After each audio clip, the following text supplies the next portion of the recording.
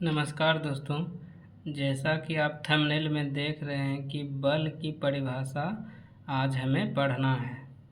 तो बल क्या होता है इसको आज अच्छी तरह से समझेंगे और उसे समझने का प्रयास करेंगे। जैसा कि देख रहे हैं परिभाषा में लिखा है कि बल वह बाहरी कारक है। बाहरी कारक मतलब कुछ चीज़ें हवा से भी उड़ के कुछ चीज़ें दूसरे जगह जाती है, इसलिए बाहरी कारक बोलते हैं। हवा के सहारे जैसे इस पेन को हम छोड़ेंगे तो पेन खिसक के इधर जा सकता है हवा के कारण, तो उसे बाहरी कारक बोलेंगे। इसलिए यहाँ लिखा है कि बल वह बाहरी कारक है। कारक मतलब कोई भी चीज़, जैसे अब कोई आदमी धकेलेगा तो आदमी, या हवा धकेलेगा तो हवा, इसलिए इसके जगह पे कारक लिख दिए हैं। जो किसी वस्तु की अवस्था में परिवर्तन। अवस्था में मतलब क्या, अगर कोई भी वस्तु को कहीं छोड़ देंगे तो वो वहीं के वहीं रखा रहेगा जब तक कि उस पर कोई आदमी या हवा या पानी किसी के कारण वो खिसक नहीं जाए। नहीं तो वो रखा का रखा रहेगा। जब तक हम इस पर बल नहीं लगाएंगे तब तक ये पेन इधर नहीं जाएगा।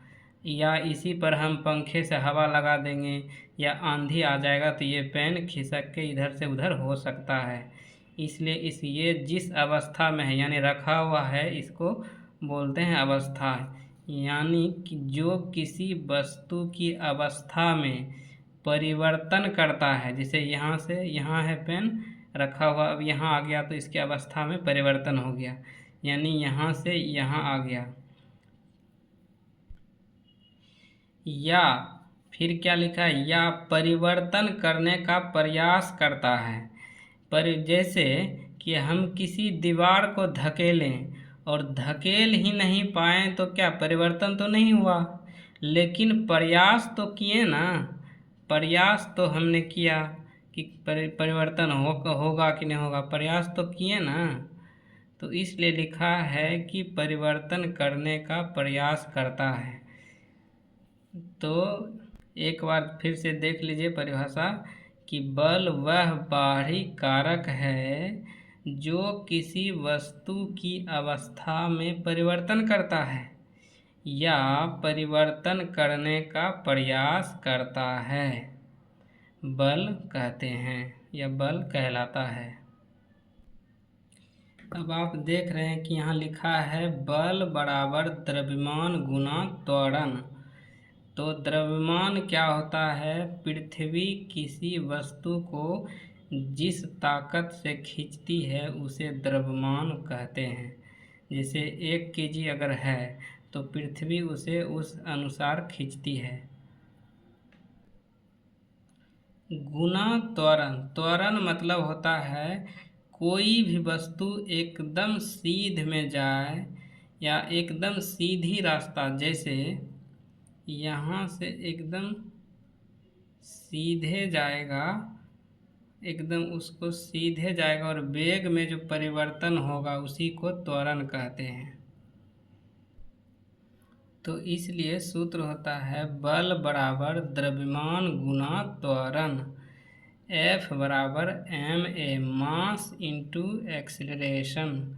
जैसे गाड़ी में एक्सीलेटर देते हैं ना, उसी को एक्सेलरेशन कहते हैं। तो मात्रक यानी मात्रक हो गया इसका kg। मास मतलब द्रव्यमान, द्रव्यमान का मात्रक किलोग्राम होता है तो kg, और त्वरण का मात्रक होता है मीटर प्रति सेकंड स्क्वायर। इसलिए इसको हिंदी में अगर लिखेंगे तो किलोग्राम गुना मीटर प्रति सेकंड स्क्वायर। तो आप आज देखें कि बल क्या होता है, बल की परिभाषा कैसे समझें आसान तरीके से, और इसका मात्रक क्या होता है, क्या द्रव्यमान होता है, आपने आज सीखा। दोस्तों, रट के पढ़ना एक अलग बात होता है।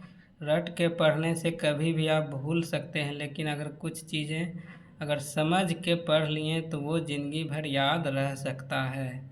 इसलिए पढ़िए तो समझ के पढ़िए और समझने की कोशिश करिए कि कैसे कोई चीज़ लिखा होता है, क्यों कोई चीज़ लिखा जाता है, अवस्था या परिवर्तन या बाहरी कारक ऐसे।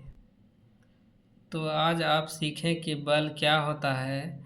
आपसे रिक्वेस्ट है कि थोड़ा सब्सक्राइब वाला बटन पर भी बल लगा दीजिए, और अगर वीडियो अच्छा लगेगा तो लाइक करिएगा, और अगला वीडियो इसी तरह का लाएंगे हम, और समझाने का आसान भाषा में समझाने का प्रयास करेंगे। दोस्तों अगला वीडियो जल्द ही आएगा, तब तक के लिए धन्यवाद। इस वीडियो को देखने के लिए धन्यवाद।